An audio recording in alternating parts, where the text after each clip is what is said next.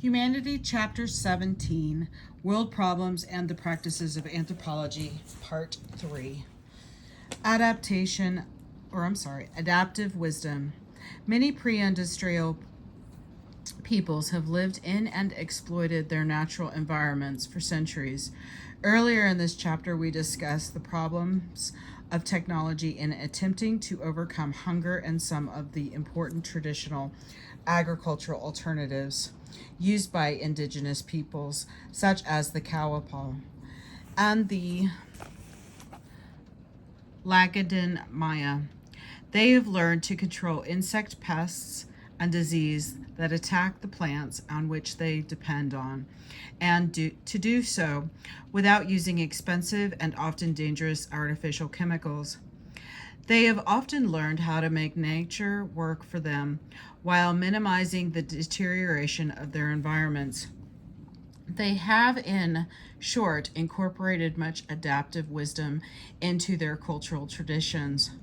Following are possible benefits that all humanity might gain by preserving the ecological knowledge of indigenous peoples. Preservation of crop varieties. In all cultivation systems, natural selection operates the farmer's field. Like wild plants, crops are subject to drought, disease, insects, and other elements, which select for the survival of the individual plants best adapted to withstand these hazards. In addition, crops are subject to human selection. For example, crop varieties most susceptible to drought or local diseases are harvested in smaller quantities than drought and disease resistant varieties. Perhaps without knowing it, the cultivator replants mainly those varieties best adapted to survive the onslaughts of drought and local diseases. This tuning of plant varieties to the local environment with all its hazards and fluctuations goes on automatically so long as the crop harvested from the fields are replanted in the same area. Thanks to the unintentional and intentional selection by hundreds of generations of indigenous cultivators around the world, each species of crops, beans, potatoes, wheat, evolved a large number of land races or distinct varieties adapted to local conditions. Over the course of human history, several thousand species of plants have been used for food, but less than 100 of these were ever domesticated. Of all the plants that have been domesticated today, only a handful provide significant amounts of food for the world's people. In fact, only 4 crops, wheat, rice, maize, and potato, provide almost half the world's total consumption of food. Since around 1950, plant geneticists and agricultural scientists have developed new varieties of wheat, corn, rice, and potatoes capable of giving higher yields if they receive proper amounts of water and fertilizers. These new strains were developed by crossing and recrossing native land races collected from all over the world. The aim was to achieve a green revolution that would end world hunger by increasing production. Many new varieties are hybrids, which means that farmers must receive a new supply of seeds yearly from government or private sectors. Ironically, having been bred from the genetic material present in their diverse ancestors, the new strains now threaten to drive their ancestors to extinction. As farmers in Asia, Africa, and the Americas plant the seeds of artificially bred varieties, the traditional varieties, the land races that are the product of generations of natural and human selection, fall into disuse, and many have disappeared. Why should we care? Increasingly, agricultural experts are realizing the dangers of dependence on a few varieties. If crops that are nearly identical genetically are planted in the same area year after year, a new variety of pest or disease will eventually evolve to attack them. The famous Irish potato famine of the 1840s, which we discussed earlier, was directly related to the genetic uniformity of the potato because all the potatoes in Ireland were apparently descended from only a few plants. The United States has also suffered serious economic losses. The corn blight of the 1970 destroyed about 15% of the American crop. Losses would have been less severe had most American farmers not planted a single variety of corn. Many plant breeders are alarmed at the prospect of losing much of the genetic diversity of domesticated plants. Today, they are searching remote regions for surviving land races that contain genes that one day might prove valuable. The seeds are stored in seed banks for future study. The searchers have been successful, although no one knows how much of the genetic diversity of crops, such as wheat and corn, has already disappeared. The knowledge of indigenous peoples is an important resource in the effort to preserve land races. In many parts of the world, the Andes, Central America, Amazonia, the Middle East, and elsewhere, cultivators still grow ancient varieties of crops. They know where these varieties yield best, how to plant and care for them, how to prepare them for eating, and so on. In the Andes, for instance, over 3,000 potato varieties survive among the indigenous peoples. Many have specific ecological requirements, and some are even unique to a single valley. Research is now underway to determine how well specific land races will grow in other areas to help solve food supply problems elsewhere. It is important to preserve the genetic information encoded in these varieties for future generation. Indigenous people who still retain the hard-won knowledge of their ancestors and who still use the often maligned traditional crop varieties are important information resources in an effort to save genetic diversity of crops on which humanity depends. In undiscovered useful species. In addition to their familiarity with local crop varieties that have potential worldwide significance, many indigenous peoples cultivate or use crop species that are currently unimportant to the rest of the world. One example is amaranth, a grain native to the Americas that was of great importance to the Indians in prehistoric times. The great Mesoamerican civilizations made extensive use of the plant in their religious rituals. This led the Spanish conquerors, in their anxiety to root out heathenism, to burn fields of amaranth and prohibit its consumption. Otherwise, it, like maize, potatoes, beans, squash, and other American crops, might have diffused to other continents. Amaranth remains an important food to some indigenous peoples of highland Latin America who retain knowledge of its properties and requirements. Its unusually high protein content is just starting to make it an attractive grain to some modern consumers in other parts of North America and might someday make it valuable throughout the rest of the world. Other plants used by native peoples have potential to become important elsewhere.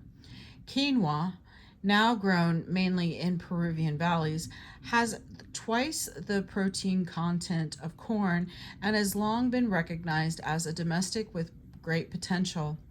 The tepary bean, now grown mainly by the Odham of the American Southwest, can survive and yield well during extreme droughts, which make it cultivatable in other arid regions of the world.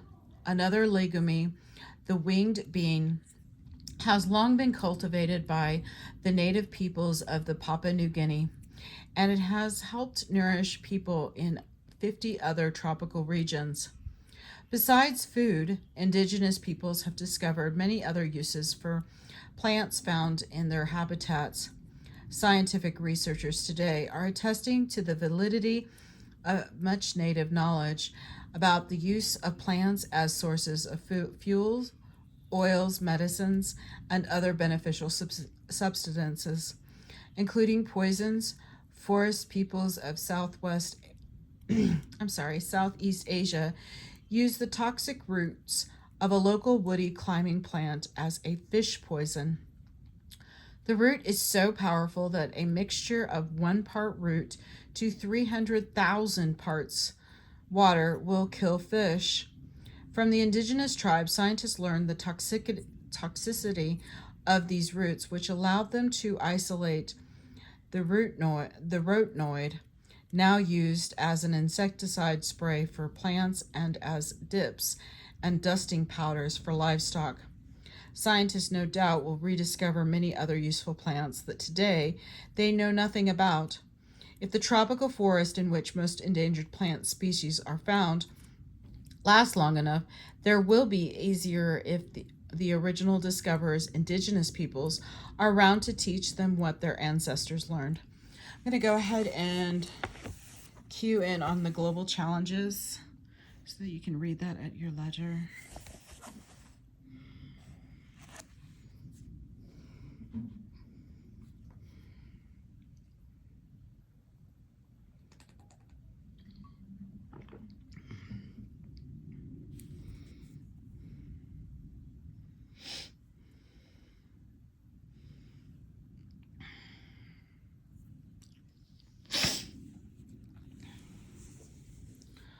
Cultural alternatives.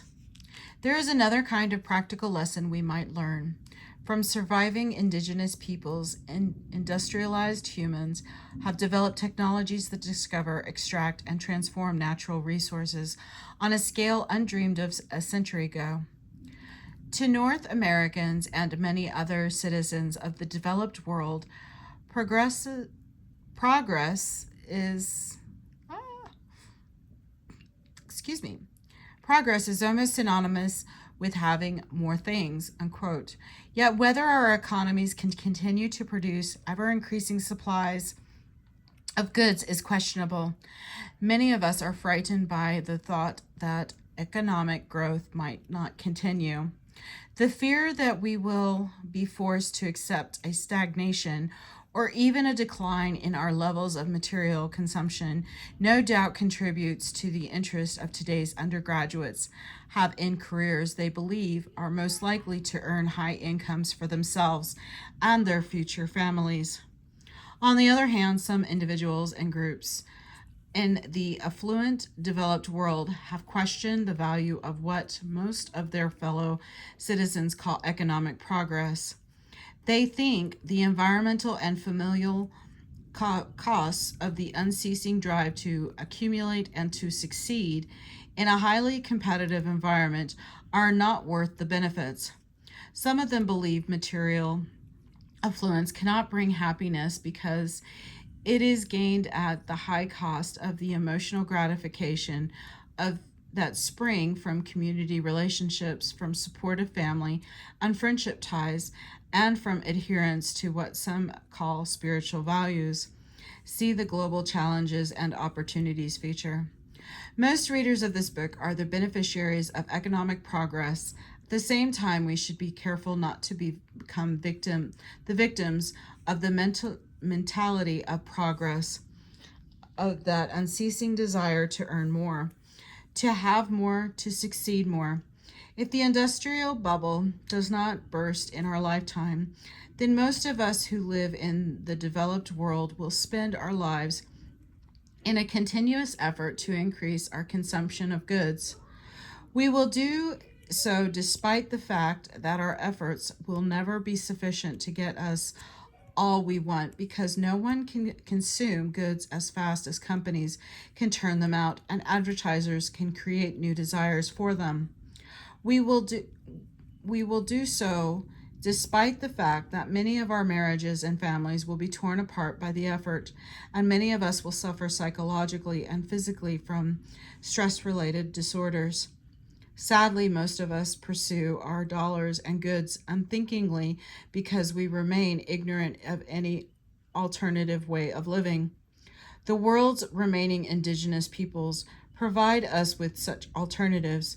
They do not and did not live in a primitive paradise. Subjugation of neighboring peoples, exploitation by the wealthy and powerful, degradation of women, warfare, and other ideas and practices many of us find aberrant, existed among some pre industrial peoples just as they do today, yet we also find other cultural conditions that some of us long to recover. Closer family ties, greater self sufficiency, smaller communities, more personal and enduring social relationships, and more humane, no, more moral values. No anthropologist can tell you whether life is better or worse in pre industrial communities. Indeed, we cannot agree on the meaning of better. We do know that humanity is diverse. We know that this diversity means that human beings, ourselves included, have many alternative ways of living meaningful and satisfying lives in the end. It is these cultural alternatives provided by indigenous peoples that might have the greatest value to humankind. Perhaps the people themselves are the only ones qualified to judge the quality of their lives, to decide what it will take to lend meaning and dignity to their existence. We hope we have convinced you that there are many ways of being human, and we hope you have learned to appreciate some of the alternative ways of living experienced by various human populations. We hope you will agree that some of these alternatives are worth preserving, both in their own right and for long term well being for all humanity. I'm going to go ahead and here is the summary.